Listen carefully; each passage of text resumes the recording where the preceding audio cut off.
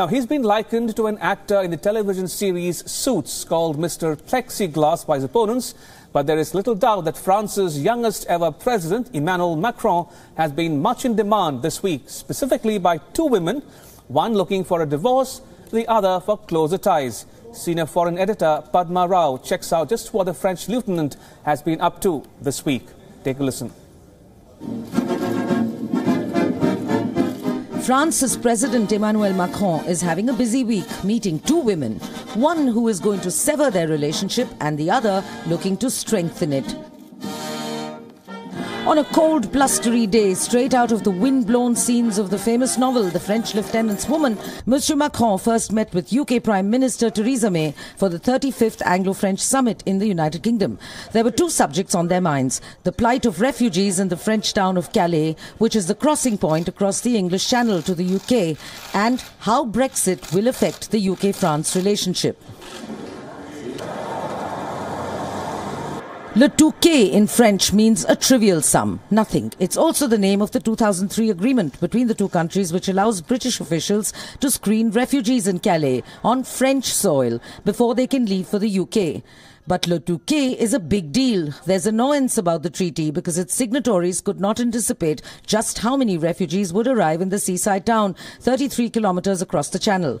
There were 10,000 at the peak of the influx. Today there are 700, but many still arrive without papers and family reunification requests, and the numbers are mounting again.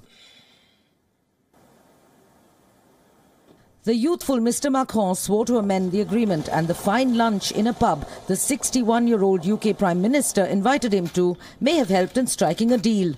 The UK will offer France $62 million to bolster security at French border controls, and the two sides amended the treaty too. Miss May, of course, hopes that the gesture will soften Mr. Macron towards the UK over trade issues even after Brexit. While this summit takes place as the UK prepares to leave the EU, we are and will remain a steadfast partner to our friends and allies. And a strong and deep relationship between the United Kingdom and France remains in both our interests. The President and I agree on the importance of the UK-France relationship, not just to our security, but to European security. Mr. Macron was obviously unmoved and continued to play hardball. D'abord, je vais être très clair avec vous, je ne suis là ni pour récompenser ni pour punir. Je suis là pour faire au maximum que nos intérêts mutuels, que tout se passe bien, que nos intérêts mutuels soient défendus, mais j'ai une exigence, c'est que le marché unique soit préservé, parce que c'est un acquis de l'Union européenne, et c'est l'une des bases de l'Union européenne. Donc maintenant, le choix, il est du côté britannique, il n'est pas de mon côté, mais il ne peut pas y avoir un accès différencié au marché unique dont les services financiers font partie. It was a bittersweet parting, and just like in the famous novel, Monsieur Macron returned to France, leaving a wind-blown Miss May gazing across the channel in despair and pondering over their joint future together when Brexit, their formal divorce, is through. But the flexible Mr. Plexiglass is already on to something new, a rendezvous with his all-time favourite lady.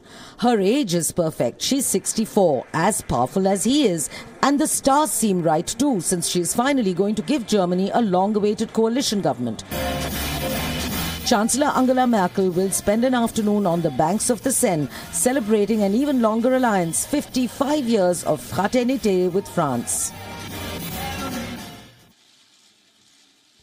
Miss Merkel not only brings Mr. Macron the news he has been waiting for about the formation of her government. The two superpowers of the European Union are in sync in many other ways. Macron is putting tough but necessary reforms in place of the kind that have placed the German economy right back on track. Miss Merkel and Mr. Macron will also aim at strengthening the Eurozone and closer cooperation over the three issues uppermost on their minds: defence, migration and climate change. Padma Rao, WION.